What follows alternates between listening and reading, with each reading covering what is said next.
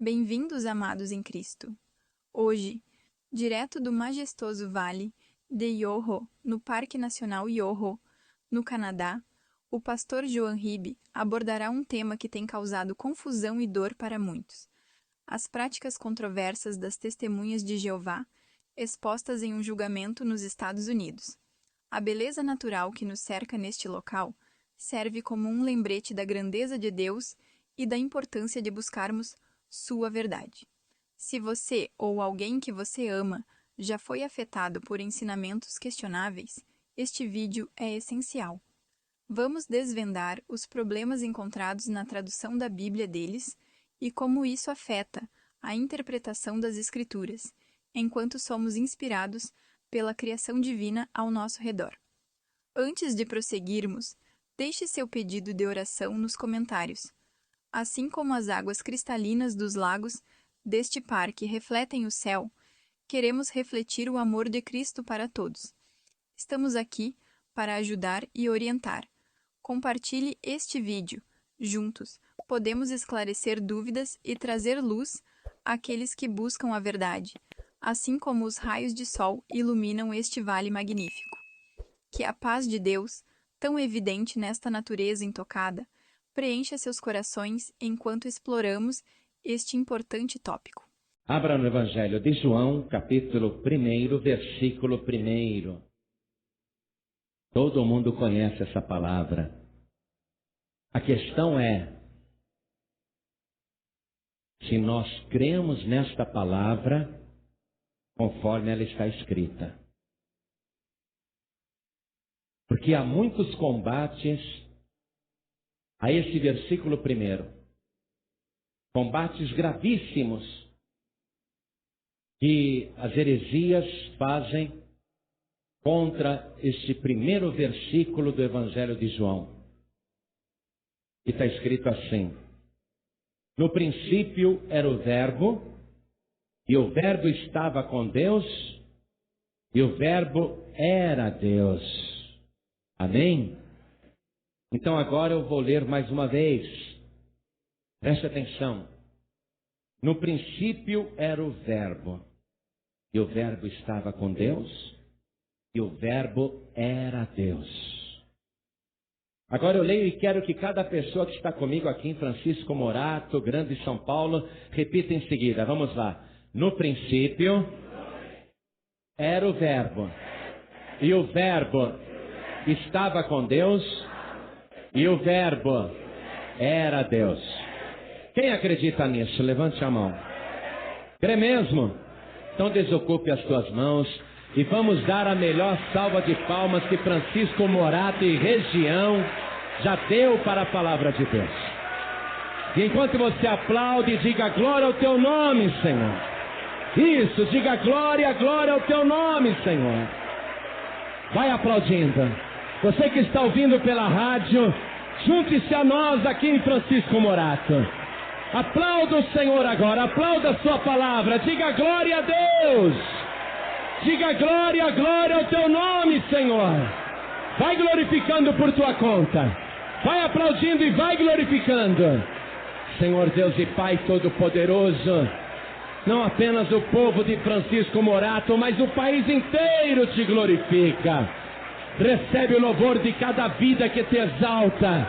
Que exalta o Senhor como Deus. E sobre cada vida, derrame agora a tua bênção, a tua graça, a tua virtude, o teu poder. Pai querido, este povo não veio aqui para ouvir o homem. O homem não tem nada a dizer. Este povo veio ouvir a tua palavra. Então, Senhor, vem agora com teu Espírito Santo e tome a boca do pregador. Tome os lábios do mensageiro. Fale com cada vida aqui presente. Fale com cada pessoa que está ouvindo pela rádio. Envia a tua palavra com poder e autoridade. E que a tua palavra vá e prospere naquilo para o qual está sendo enviada. Em nome do Senhor Jesus. Amém. Diga amém, Senhor. Glória a Deus. Quem tiver lugar pode sentar. O que nós lemos aqui no Evangelho de João, capítulo 1, diz que o Verbo, que é Jesus Cristo, estava no princípio com Deus. E que ele não era apenas uma criatura de Deus. Ele era o próprio Deus. Olha só. Quando a gente pensa em Jesus como filho e pensamos em Deus como pai, nós temos a tendência de imaginar que o pai é anterior ao filho. Mas eu quero que você compreenda que Jesus só é filho de Deus porque ele nasceu aqui na terra e o Verbo se fez carne e habitou entre nós. Ele só é conhecido como filho de Deus aqui na terra porque ele foi gerado em carne, num corpo parecido com o nosso. Mas no princípio, ele já estava com Deus. Não é que ele foi feito por Deus. Quando você lê lá no livro de Gênesis, que aliás tem o mesmo início, muito parecido com o Evangelho de João. No princípio criou Deus os céus e a terra. Quando você lê isso lá no começo de Gênesis e vai até a criação do ser humano, você escuta Deus falando: façamos o homem conforme a nossa imagem e semelhança. Deus estava com alguém. Alguém que estava ali junto dele. Alguém que compartilhou da criação do homem. E não apenas da criação do homem, da criação de tudo. Ele estava com Deus no princípio.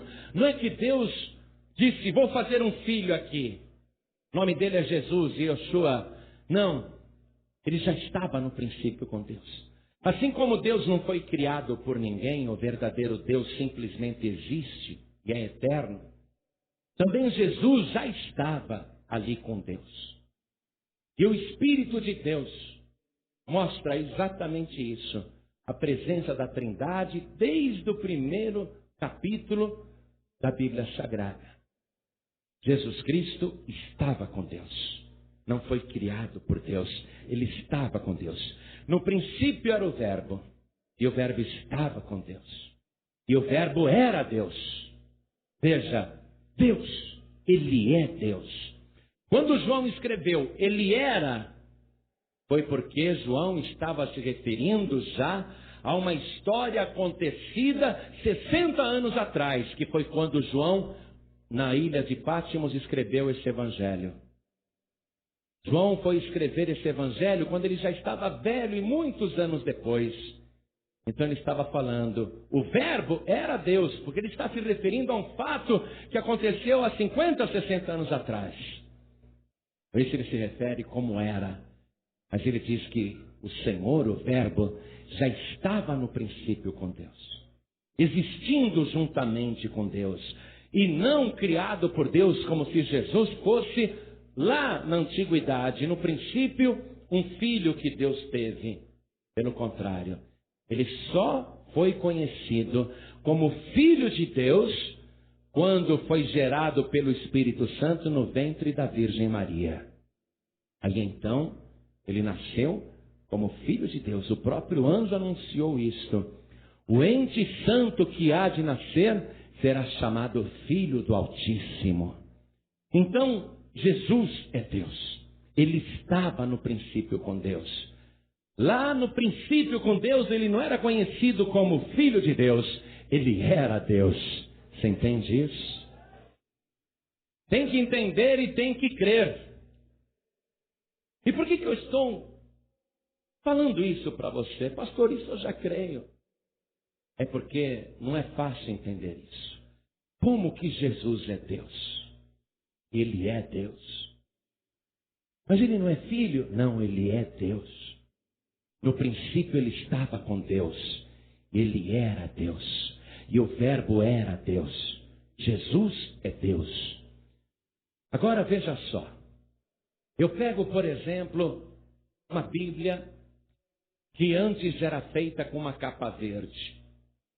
Agora eles estão fazendo também com a capa preta, para ficar parecida com uma Bíblia dessas que você tem na mão. Mas nessa Bíblia, que antes era feita com capa verde, cuja tradução se chama Tradução do Novo Mundo das Escrituras Sagradas, Torre de Vigia. Essa escritura, essa tradução do Novo Mundo das Escrituras Sagradas, é usada somente pelas testemunhas de Jeová. E se você pegar aquela Bíblia das testemunhas de Jeová, nesse versículo 1, você vai ler o seguinte: no princípio era o Verbo, e o Verbo estava com Deus, e o Verbo era um Deus. E Deus com letra minúscula, como se Jesus fosse um Deus menor.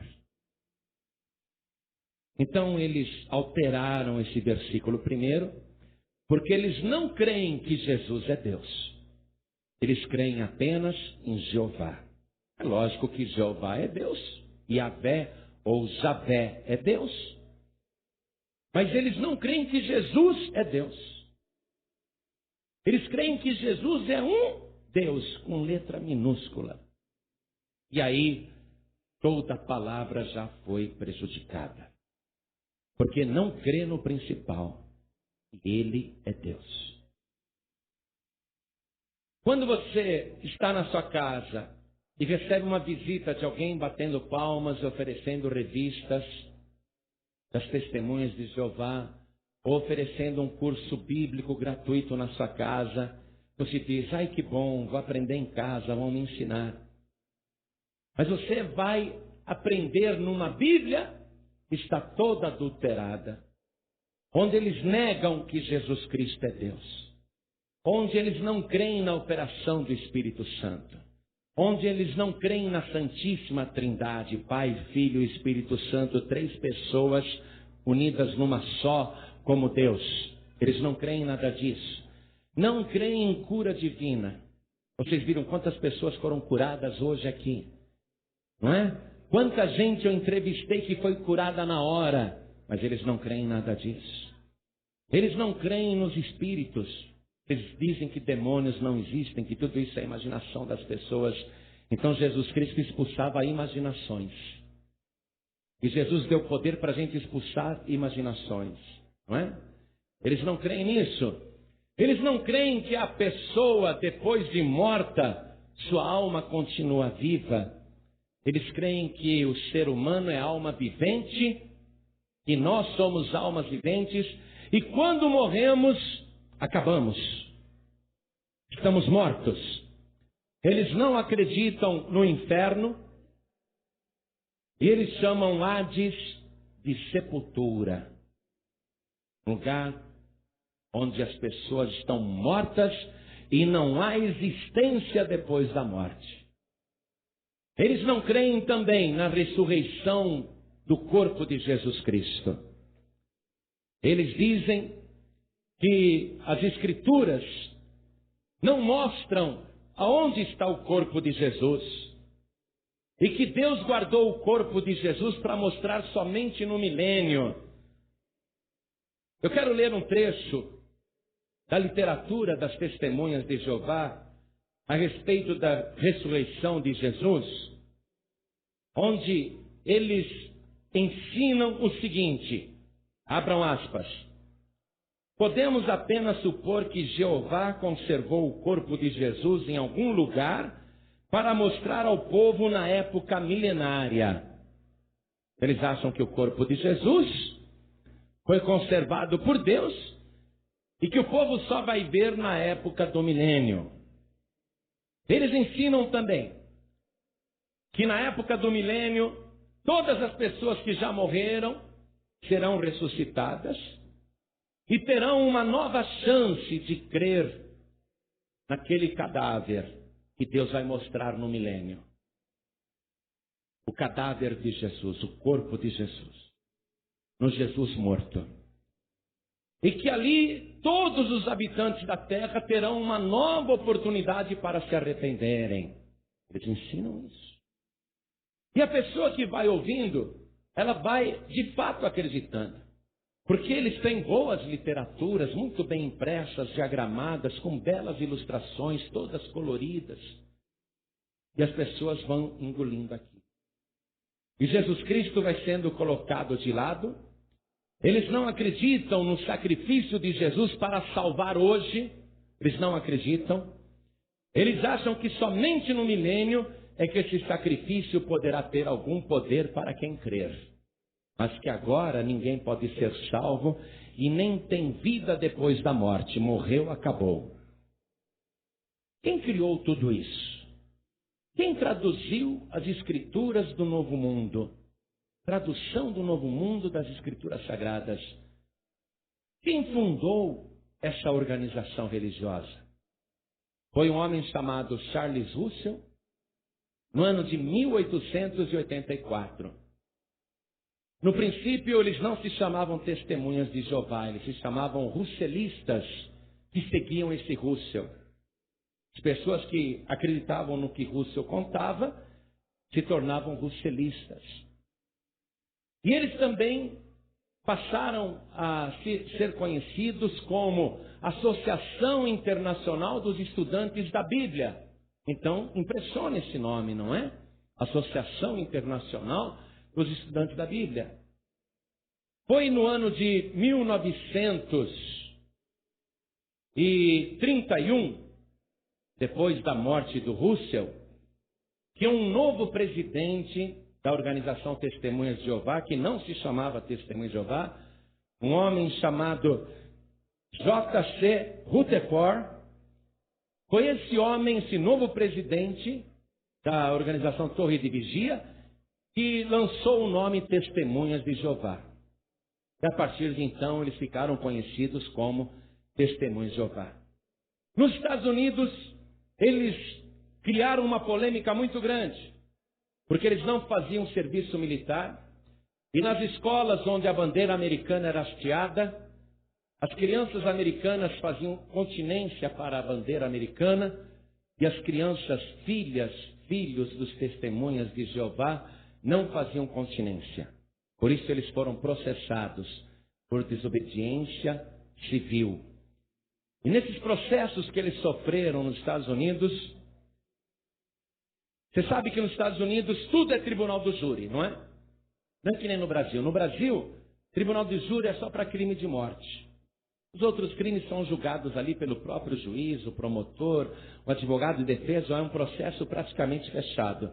Mas nos Estados Unidos tudo é tribunal de júri, tudo é público. Então, quando as Testemunhas de Jeová foram processadas, os fundadores das Testemunhas de Jeová foram processados, uma das perguntas foi esta: quem traduziu esta edição do Novo Mundo das Escrituras Sagradas? Ah, foi fulano que é conhecedor de hebraico, foi fulano que é conhecedor de grego. Esses foram os tradutores. São nossos diretores na organização.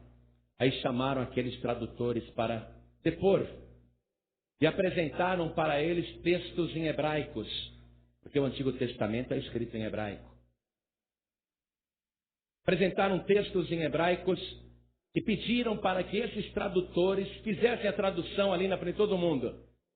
E não sabiam traduzir nada, não sabiam ler hebraico. E o Evangelho, com exceção do Evangelho de Mateus, Marcos, Lucas e João, foram escritos em grego. Então colocaram também textos em gregos diante dos tradutores que fizeram aquela versão da Bíblia das Testemunhas de Jeová. Traduzam o grego. E eles não sabiam traduzir coisa nenhuma. O que eles fizeram literalmente foi pegar a Escritura Sagrada e reescrever. Não, aqui está um pouco diferente do que a gente crê, então vamos alterar isso daqui. E eles alteraram descaradamente. Infelizmente, a tradução do Novo Mundo das Escrituras Sagradas é uma tradução falsa, criada para levar as pessoas a erro. Por isso, não abra tuas portas para receber ensinos bíblicos gratuitos das Testemunhas de Jeová. Nem comprem seus livros, nem suas revistas, e por favor, não leve a mal o que você está ouvindo. Porque o apóstolo Paulo escreveu o seguinte: Se alguém vos pregar um outro evangelho, além deste que já vos temos anunciado, seja considerado anátema. Isso quer dizer, seja considerado maldito. E mesmo que um anjo desça do céu e vos pregue um outro evangelho, além deste que vos temos anunciado, seja considerado anátema. Então eu quero que você leia comigo a carta de Paulo aos Gálatas, capítulo 1, versículo 6. Porque às vezes a gente acaba escutando o seguinte: cadê a fulana de tal que não está vindo mais na igreja? Ah, virou testemunha de Jeová. E o fulano de tal? Ah, virou testemunha de Jeová. Ofereceram um curso e ele está lá no salão do reino das testemunhas de Jeová. Então preste atenção. Não estou combatendo religião nenhuma, não. Amo muitas testemunhas de Jeová. E eu tenho ganhado também muitas testemunhas de Jeová para o reino de Deus. Eu quero muito bem os seguidores da seita. Mas nós temos que pregar a verdade. Amém? Então, olha só. Olha o que diz aqui a carta de Paulo aos Gálatas, capítulo 1, versículo 6. Carta de Paulo aos Gálatas, capítulo 1, versículo 6.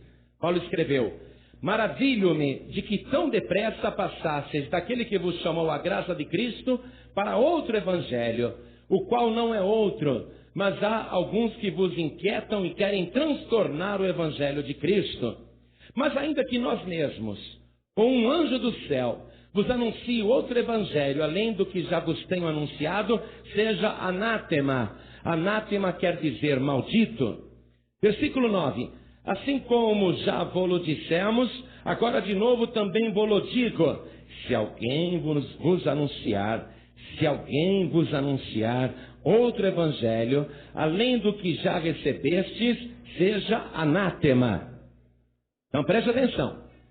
Se você estiver na tua casa e pegar uma tradução do Novo Mundo, das Escrituras Sagradas, que é uma Bíblia falsificada pelos fundadores das Testemunhas de Jeová, e se você começar a ler aquela tradução falsificada e começar a crer naquele outro evangelho que diz que Jesus era um Deus e com letra minúscula, e se você começar a acreditar em tudo que eles ensinam, então você estará trazendo maldição para a sua casa e você mesmo acabará se tornando anátema, acabará se tornando maldito. Então você não pode passar para outro evangelho. Então nós vamos ver aqui algumas coisas nas Escrituras Sagradas que provam justamente que as testemunhas de Jeová estão sendo ensinadas erradas pelos seus líderes. Eles dizem que a pessoa morre e acabou. Que o Hades é sepultura. Eles não creem no inferno. Não creem que haja um lugar de tormento. Eles acham que a pessoa morre e acabou. Vamos ler no Evangelho de Lucas, capítulo 16, a partir do versículo 22, quando Jesus conta a parábola do rico e de Lázaro, e conta que os dois morreram. Jesus disse assim: e aconteceu que o mendigo morreu e foi levado pelos anjos para o seio de Abraão, e morreu também o rico e foi sepultado. E no Hades, disse Jesus, e no Hades ergueu os olhos, estando em tormentos, e viu ao longe Abraão e Lázaro no seu seio. E clamando disse: Abraão, meu pai, tem misericórdia de mim, e manda Lázaro que molhe na água a ponta do seu dedo e me refresque a língua, porque estou atormentado nesta chama. Disse, porém, Abraão: filho, lembra-te de que recebeste os teus bens em tua vida, e Lázaro somente males. E agora ele é consolado e tu atormentado. E além disso, está posto um grande abismo entre nós e vós, de sorte que os que quisessem passar daqui para vós não poderiam, nem tampouco os de lá passar para cá. E disse ele: rogo-te, pois, ó pai, que o mandes à casa de meu pai, pois tenho 5 irmãos, para que lhes dê testemunho, a fim de que não venham também para este lugar de tormento. Ou seja, o que Jesus está dizendo? Que a pessoa morre, ou ela vai para o Hades imediatamente, ou ela vai para o paraíso. Que o Hades é um lugar de tormento e sofrimento. E o rico que foi para o Hades, ele está querendo que Abraão mande o mendigo Lázaro, que está lá no paraíso, mande de volta à terra, porque ele tem 5 irmãos, porque ele não quer que os seus 5 irmãos continuem vivendo daquele jeito, porque senão eles vão morrer e irão parar também naquele lugar de tormento. Como é que fica o ensinamento das testemunhas de Jeová, que dizem que não há vida depois da morte, que morreu, acabou, e que não existe Hades, esse local de tormento, que é apenas sepultura? Será que os tradutores das Escrituras, a tradução do Novo Mundo das Escrituras Sagradas, a versão das Testemunhas de Jeová, será que aqueles tradutores sabem mais do que Jesus Cristo? Será que eles têm mais conhecimento do que Jesus? Quando Jesus Cristo estava morrendo lá na cruz, naquela tarde de sexta-feira, devia ser mais ou menos 2 horas da tarde, um dos que estavam crucificados ao lado de Jesus ficou zombando do Senhor, dizendo: se tu és o Filho de Deus, desce da cruz, salva-te a ti mesmo e nós também. E o outro ladrão que estava à direita de Jesus, também crucificado, disse para o seu companheiro: nem mesmo nesta hora você teme a Deus? Nós com razão estamos sofrendo esse castigo, porque os nossos feitos mereceram. Mas e este Jesus? Que mal que ele fez? E aquele ladrão olhou para Jesus e disse: Senhor, lembra-te de mim quando entrares no teu reino. Ele estava acreditando que Jesus era rei e que um dia Jesus teria um reino. Ele acreditava que um dia no futuro Jesus seria impostado como rei. Lembra-te de mim quando entrares no teu reino. E Jesus, levantando a cabeça, olhou para aquele ladrão e disse: na verdade eu te digo que ainda hoje estarás comigo no paraíso. Ainda hoje. Sobre aquela declaração que eles fazem de que Jesus Cristo era um Deus e não Deus, porque eles não creem em Jesus como Deus. Vamos ver o que a Escritura Sagrada, a verdadeira tradução, diz. Quero que você vá comigo no Evangelho de João, capítulo 10, versículo 30. Está escrito assim: Jesus falando: eu e o Pai somos um. Preste atenção. Jesus está declarando que ele e o Pai são um. Jesus o trata como Pai, porque ele está na terra, no corpo que foi gerado pelo Espírito Santo. Ele se posiciona como filho. Mas ele diz que ele e o Pai são uma só pessoa. Quando Filipe perguntou para Jesus, naquela noite antes de morrer na cruz: Senhor, mostra-nos o Pai, é o que nos basta. Olha o que Jesus respondeu, Evangelho de João, capítulo 14. Vamos ler os versículos 8 e 9.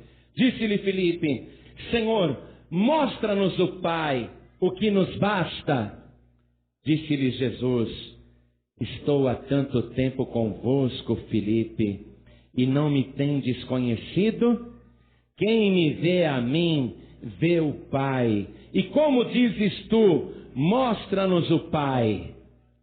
Jesus perguntou para Filipe ainda: não crês tu que eu estou no Pai e que o Pai está em mim? Não crês tu nisso? Que eu e o Pai somos um? E depois que Jesus foi crucificado e foi sepultado, e permaneceu 3 dias na sepultura, na primeira aparição que Jesus fez aos discípulos, Tomé não estava presente. Naquela aparição que Jesus fez, Jesus viu que os discípulos estavam pensando que nem as testemunhas de Jeová, que Jesus não tinha ressuscitado não. que ele era só um espírito, uma visão, uma imagem. Vamos comigo no Evangelho de Lucas.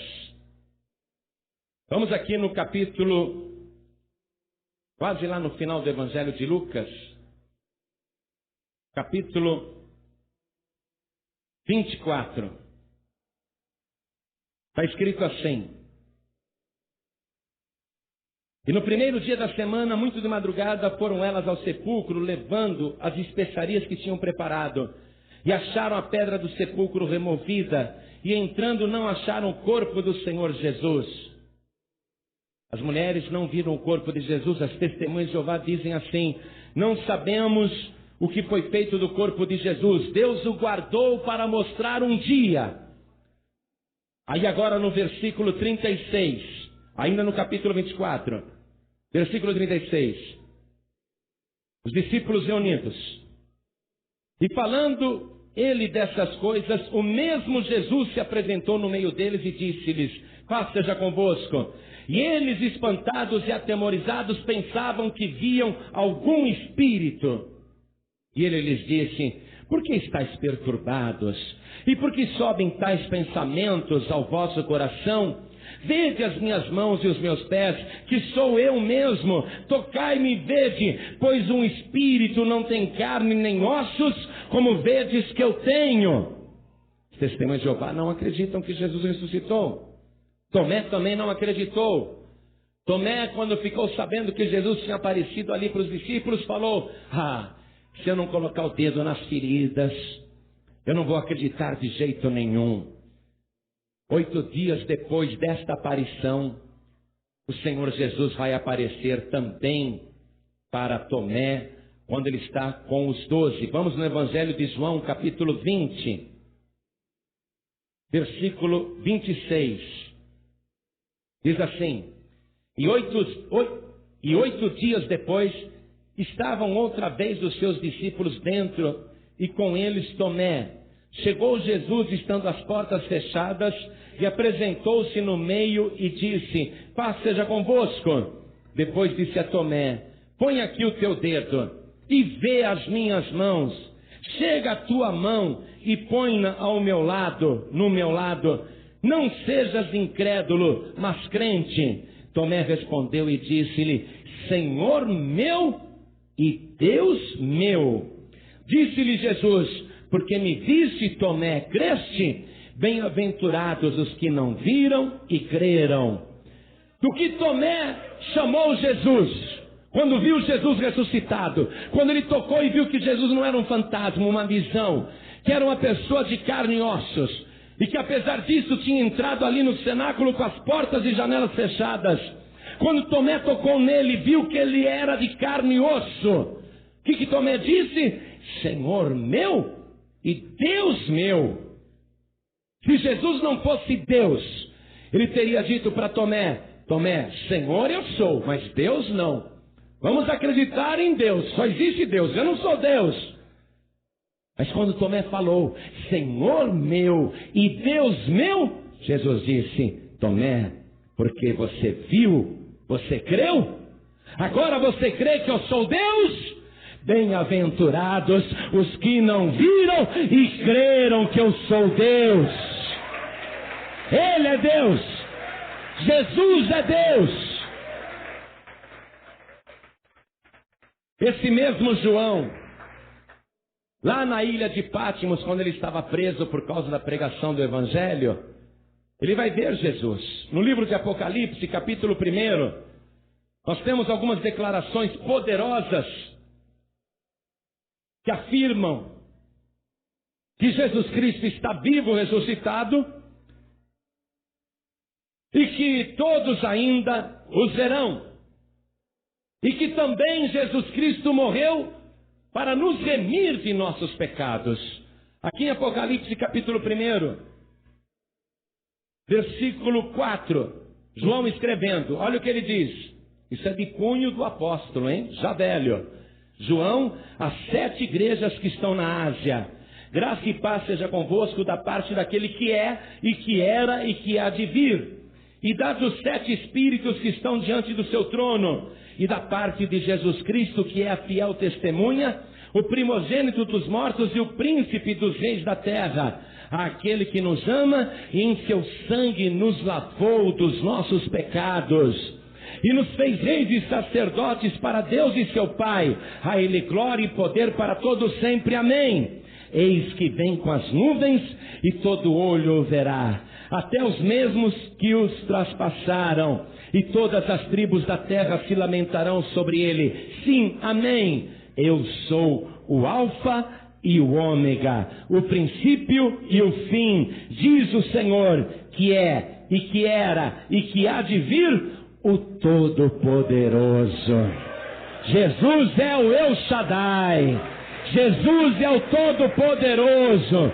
Ele não é um Deus menor, Ele é o Todo-Poderoso. Jesus Cristo é Deus, eles não creem nisso. Eles pregam um outro evangelho. E se você não crer que Jesus é Deus, você não vai ter vida eterna. Eles não acreditam que Jesus ressuscitou. Eles acham que o corpo de Jesus foi guardado por Deus para ser mostrado lá no milênio, quando todos ressuscitarão para ver o corpo de Jesus e decidir se querem ou não se arrepender e aceitá-lo como Redentor. Eles estão prometendo uma salvação para o futuro, e as pessoas estão recusando presentemente receber Jesus como único Redentor, e automaticamente morrem sem salvação e vão direto para o Hades, que as testemunhas dizem que não existe, e vão parar naquele lugar de tormento. Triste acreditar nisso. Vidas estão perecendo, pessoas estão morrendo sem Deus e sem salvação, porque quem não crê em Jesus não tem a vida. Eles não acreditam que Jesus ressuscitou, mas Jesus Cristo aqui na terra ressuscitou a filha de Lázaro, a menina de 12 anos, ressuscitou o filho da viúva de Naim, um jovem adolescente.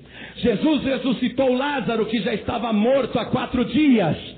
E o próprio Jesus ressuscitou porque ele disse: eu sou a ressurreição e a vida. Quem crê em mim, ainda que esteja morto, viverá. E ele ainda falou: e todo aquele que vive e crê em mim, nunca morrerá. Crês tu isto? Quem crê nisso nunca morrerá. Não é que você que recebe Jesus como Deus e como único Redentor agora, não é que você vai lutar para morrer salvo. Você é salvo agora e você passa a desfrutar de vida eterna agora. É lógico que precisa ficar firme com Jesus, não pode desviar. Mas quem está firme com Jesus está salvo e nunca morrerá. Crês tu isto? Todo aquele que vive e crê em mim nunca morrerá. Crês tu isto? Eu não vou morrer no dia que o meu coração parar de bater, apesar que eu vou viver bastante. Se tem alguém que vai chegar a 130 anos aqui, vai ver que eu estou falando a verdade. Se você conseguir viver mais do que eu, você vai no meu enterro. Mas ao que tudo indica, eu vou aqui no enterro de todo mundo. Mas mesmo que eu morra com 200 anos, mesmo que meu coração pare de bater com 200 anos, eu não posso morrer mais. E você não pode morrer mais. Porque quem crê em Jesus tem a vida eterna. Não é que terá a vida eterna, já tem a vida eterna. Se você se torna um seguidor dos falsos ensinamentos dos fundadores das testemunhas de Jeová, você vai morrer sem Deus e sem salvação. Vai morrer sem Jesus. Jesus disse: eu sou o caminho, a verdade e a vida, e ninguém vem ao Pai a não ser por mim. Eu quero que você, para nós terminarmos já esta mensagem, para a gente confirmar a ressurreição de Jesus, eu sei que você crê, bem-aventurado você que crê. Eu quero que você vá comigo no livro de Atos dos Apóstolos, no capítulo 9, sobre a conversão de Saulo no caminho de Damasco. Saulo era que nem os fundadores das testemunhas de Jeová. Ele não acreditava que Jesus tinha ressuscitado. Ele achava que Jesus era um enganador. Ele não acreditava que Jesus era Deus. Então ele perseguia todo mundo que acreditava em Jesus. Aí ele estava indo para Damasco para prender as pessoas que acreditavam em Jesus. O capítulo 9 de Atos diz assim: E Saulo, respirando ainda ameaças e mortes contra os discípulos do Senhor, dirigiu-se ao sumo sacerdote e pediu-lhe cartas para Damasco, para as sinagogas, a fim de que, se encontrasse alguns daquela seita, quer homens, quer mulheres, os conduzisse presos a Jerusalém. E indo no caminho, aconteceu que, chegando perto de Damasco, subitamente o cercou um resplendor de luz do céu. E caindo em terra, ouviu uma voz que lhe dizia: Saulo, Saulo, por que me persegues? E ele disse: Quem é, Senhor? E disse o Senhor: Eu sou Jesus, a quem tu persegues. Saulo teve um encontro com Jesus ressuscitado. E a partir de então, ele se converteu, passou a crer que Jesus era Deus, e começou a pregar que salvação só em Jesus.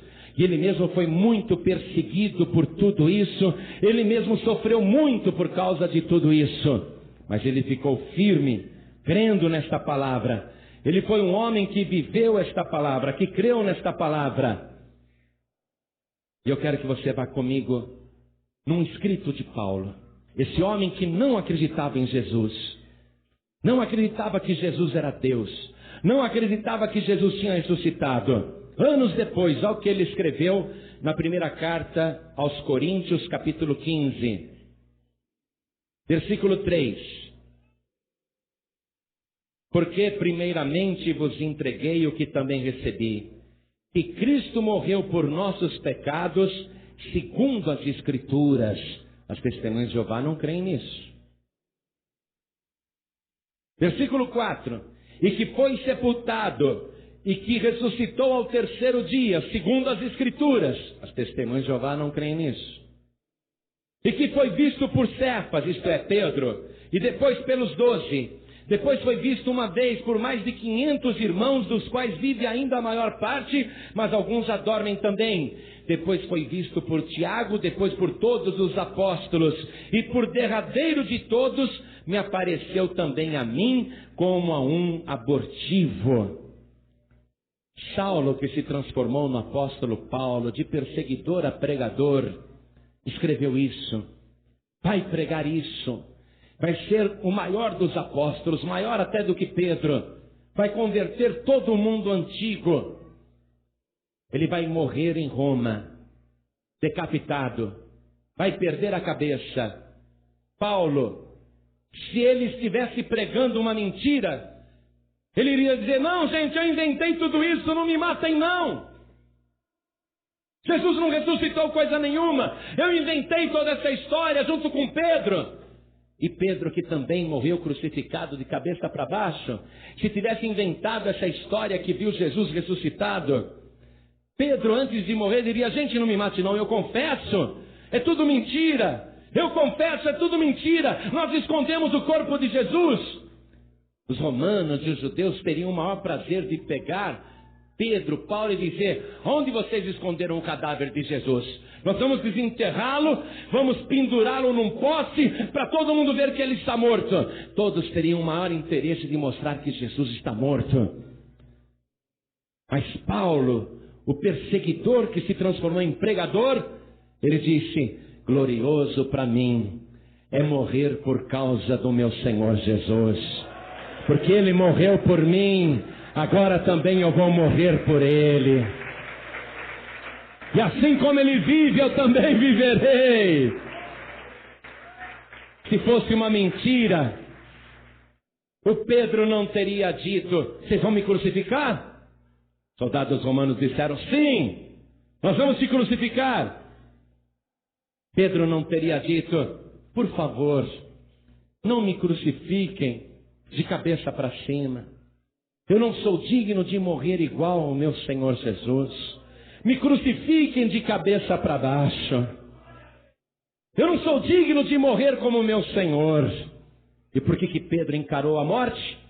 Porque ele sabe que Jesus Cristo é Deus. Ele sabe que Jesus Cristo é a ressurreição e a vida. Ele sabe que todo aquele que nele crê nunca morrerá. Se alguém vos pregar outro evangelho além deste que eu vos tenho anunciado, seja considerado anátema. E sobre esta história de que lá no milênio as pessoas irão ressuscitar, todo mundo do mundo inteiro. Essa história de que lá o cadáver de Jesus será mostrado e as pessoas poderão ter a oportunidade de se arrepender no futuro e crer em Jesus como Redentor. A salvação das testemunhas de Jeová é só para o futuro, não é para agora. E essa história, será que tem fundamento?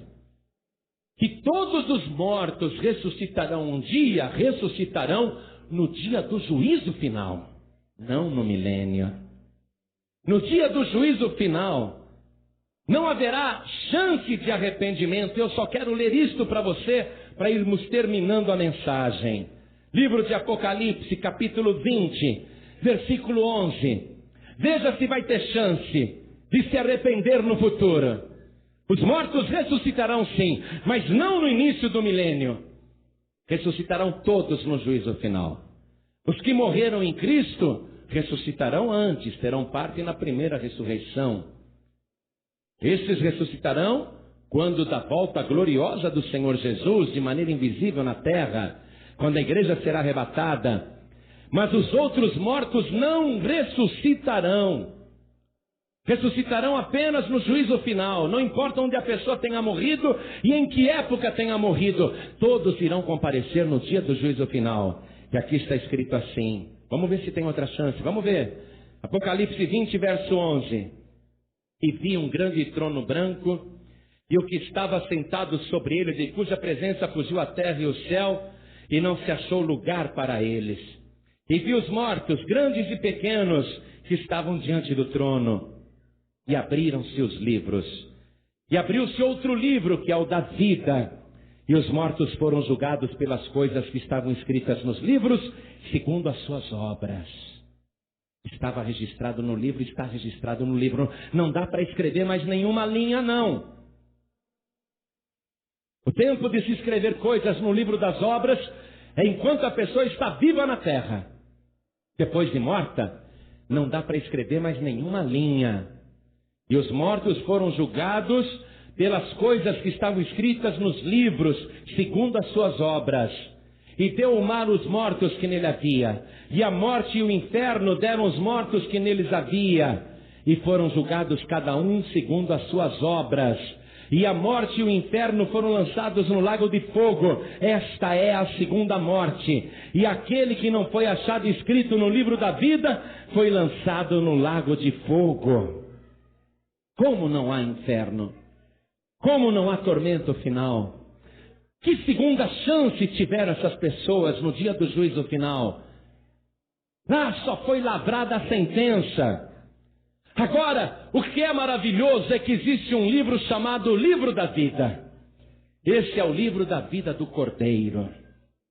Este livro precioso tem o nome daqueles que recebem Jesus como Deus, como Senhor, como Cordeiro, como Salvador de suas vidas. Quando a pessoa entrega a vida para Jesus, quando a pessoa recebe Jesus como Salvador, o seu nome é escrito no livro da vida. Então está lá, no livro das obras. Tua vida inteira, só coisa errada, só coisa ruim. Aí aparece lá uma anotação. No dia 18 de janeiro do ano de 2004, esta pessoa recebeu Jesus, o Filho de Deus, como único, suficiente, exclusivo e eterno Salvador. E ela estava numa igreja chamada Paz e Vida em Francisco Morato. Vamos conferir no livro da vida, porque o livro das obras está dizendo isso. Vamos ver se o nome dela está escrito no livro da vida do Cordeiro. Aí eles vão lá e abrem o livro da vida do Cordeiro, e lá está escrito o teu nome. Oh, glória! Teu nome foi achado no livro da vida do Cordeiro, no livro da vida de Jesus. Então se dirá: este não pode ser lançado no lago de fogo e enxofre. Só aqueles e aquelas cujos nomes não estão escritos no livro da vida do Cordeiro. Você entende isso? Eu vou ter que terminar a mensagem, mas eu quero que toda a igreja se coloque de pé agora. Não há outra chance. No futuro? Não. Pastor, mas o padre me ensinou que eu posso ficar no purgatório e depois eu saio. Não existe purgatório. Você sai do Hades direto para o lago de fogo e enxofre, o que é a segunda morte. O rico queria passar para o paraíso. Deixa eu sair daqui e passar para aí. Não tem um abismo. Manda o Lázaro aqui então para me refrescar a língua. Estou atormentado nessa chama. Tem um abismo, vocês não podem passar para cá e os que estão aqui não podem passar para vocês.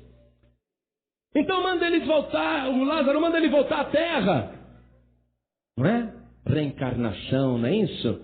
Um morto incorporar em alguém e falar. Manda ele lá voltar para a terra. Falar com os meus irmãos. Os mortos não voltam.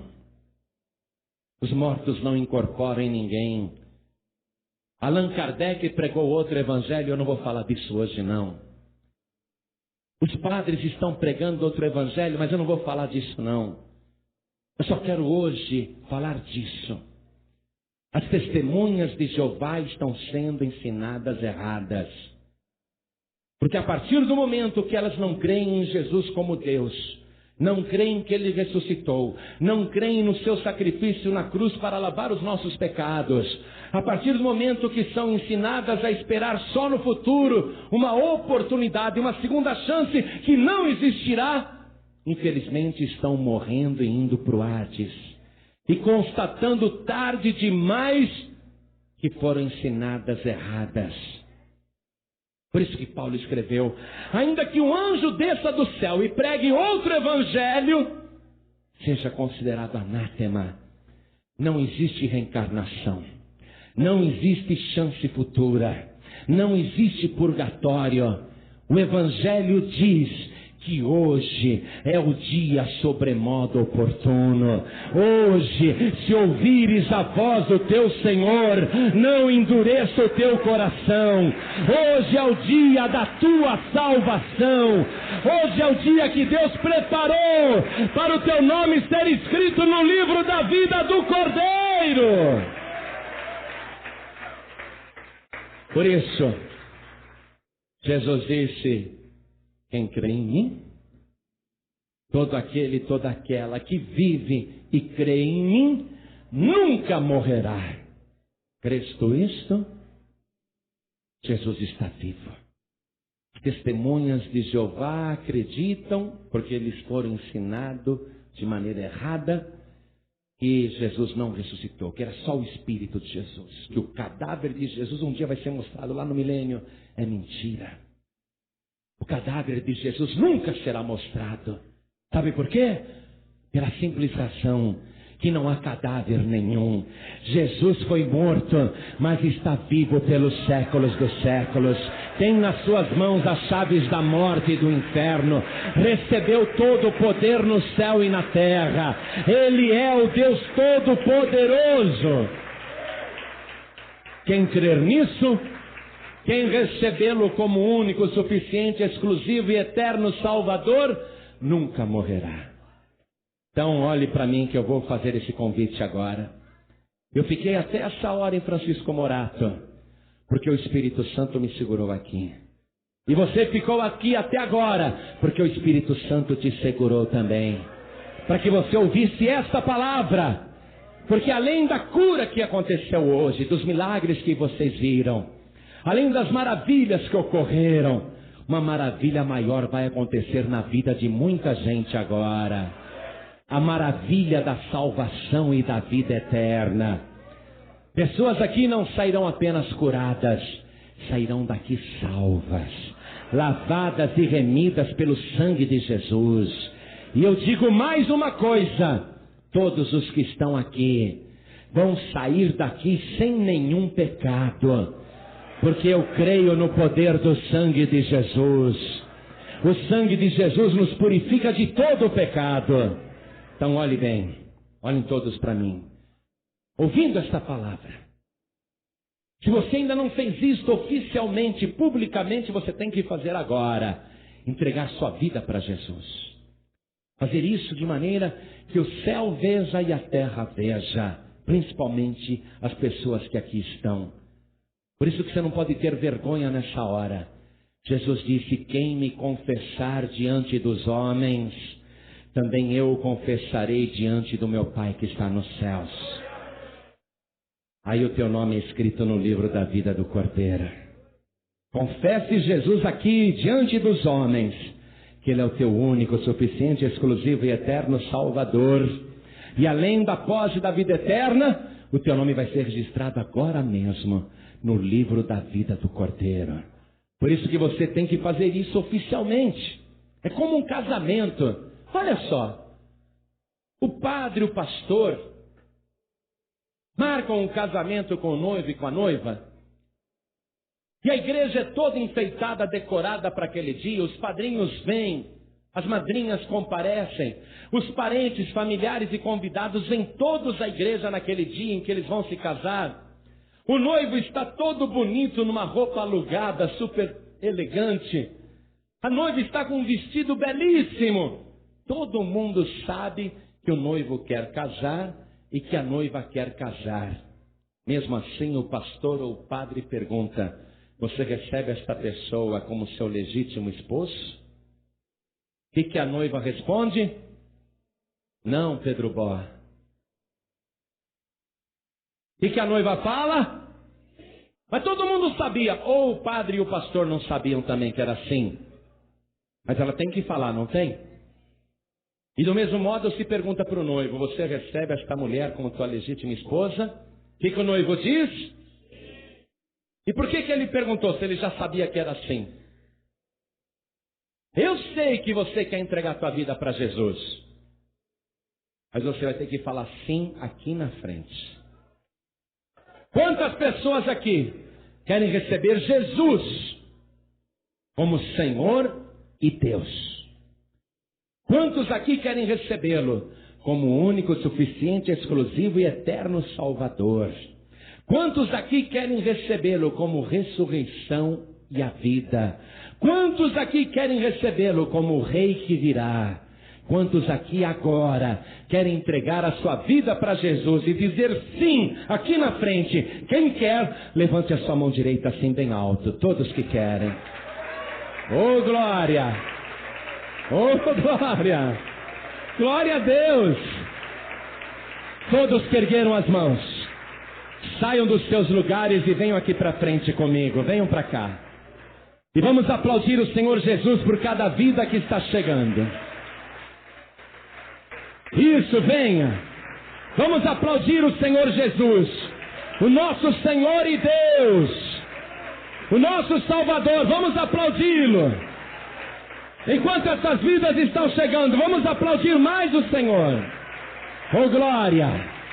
Peça licença para a multidão e vai chegando aqui na frente. Agora, Jesus disse assim, ao que vencer, herdará todas as coisas, e de maneira nenhuma riscarei o seu nome do livro da vida.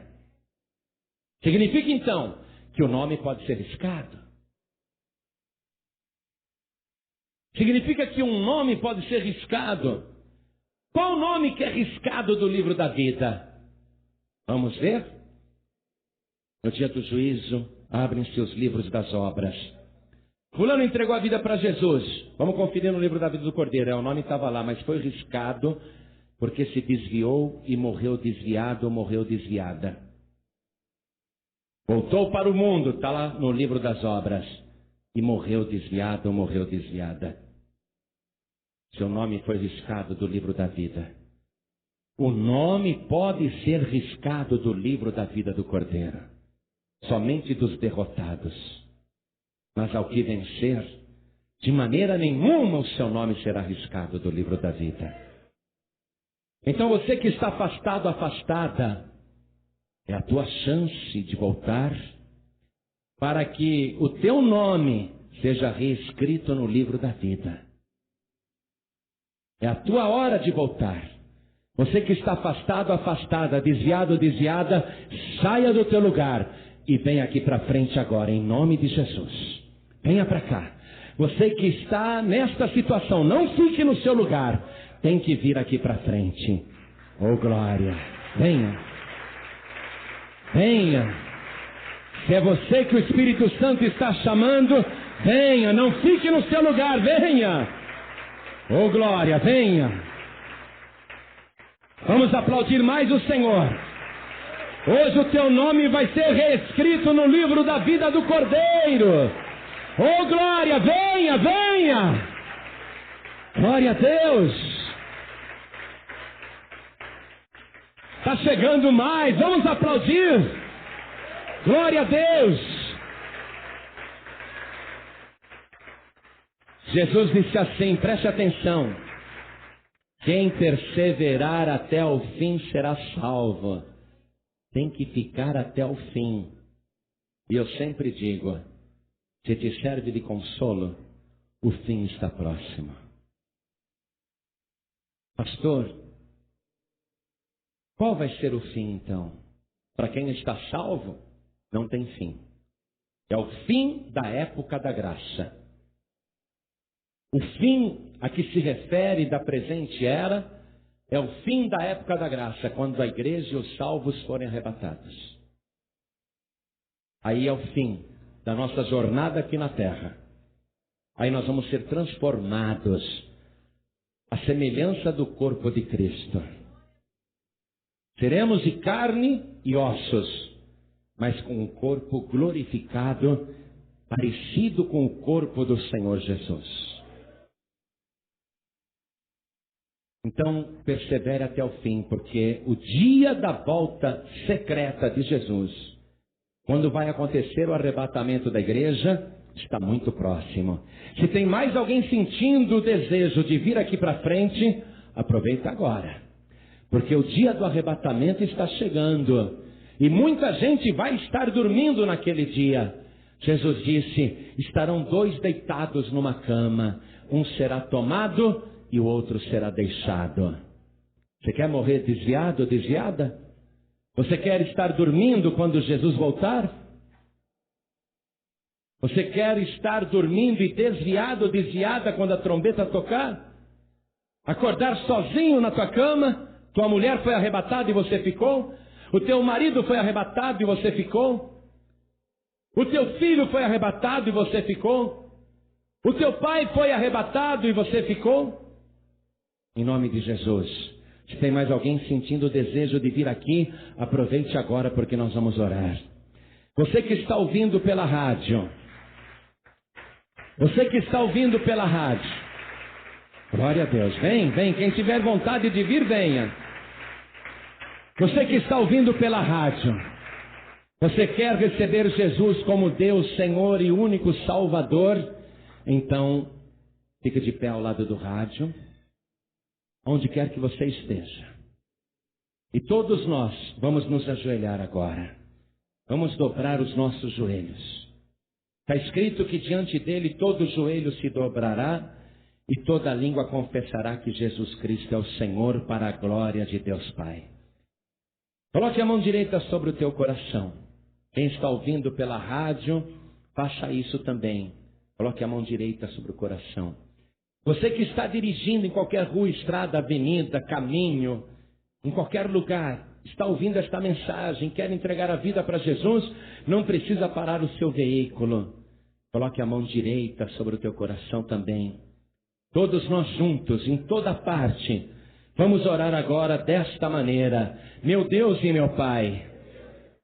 Não tenha vergonha não. Diga, meu Deus e meu Pai, eu ouvi a tua palavra e eu creio que o Senhor Jesus é Deus e que Ele e o Senhor são a mesma pessoa e que é o teu Espírito Santo aqui na terra que me convence do pecado, da justiça e do juízo.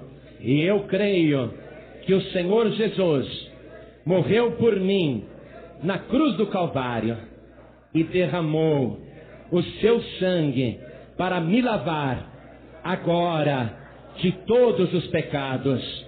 E eu tomo posse de hoje como o meu dia da salvação. Pai bendito, eu declaro que o Senhor Jesus é o meu único, suficiente, exclusivo e eterno Salvador. E assim como eu confesso o nome do Senhor Jesus aqui na terra, diante dos homens, eu creio que agora mesmo o Senhor Jesus está confessando o meu nome diante do Senhor. Por isso, eu creio que agora mesmo o meu nome está sendo registrado no livro da vida do Cordeiro. Pai querido, me sustente aqui na terra. Não me deixe cair, nem desistir, porque ao que vencer, de maneira nenhuma, o seu nome será arriscado do livro da vida. E eu te peço, Senhor, me sustente até o dia da minha partida, ou até o dia da volta gloriosa do Senhor Jesus. Pai bendito, muito obrigado por esse privilégio de ouvir a verdadeira palavra do Senhor.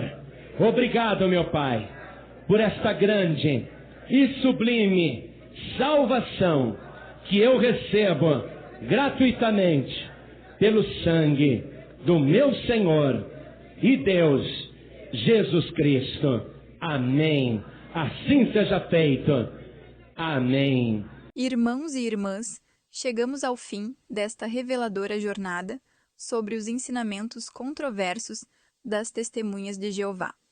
Mas a busca pela verdade não termina aqui. Reflita sobre o que aprendemos hoje, como a tradução inadequada da Bíblia pode distorcer a mensagem divina e como práticas questionáveis podem surgir de interpretações errôneas. Que perguntas isso levanta sobre sua própria jornada de fé? Como podemos nos proteger contra enganos semelhantes? Compartilhe este vídeo para que outros também possam se fazer essas perguntas cruciais. Deixe seu like para que possamos alcançar mais pessoas sedentas por verdade. Não se esqueça de inscrever-se e ativar o sininho para receber mais mensagens como esta. Lembre-se, a curiosidade guiada pelo Espírito Santo nos leva à verdade de Deus. Que Ele continue a iluminar nossos caminhos.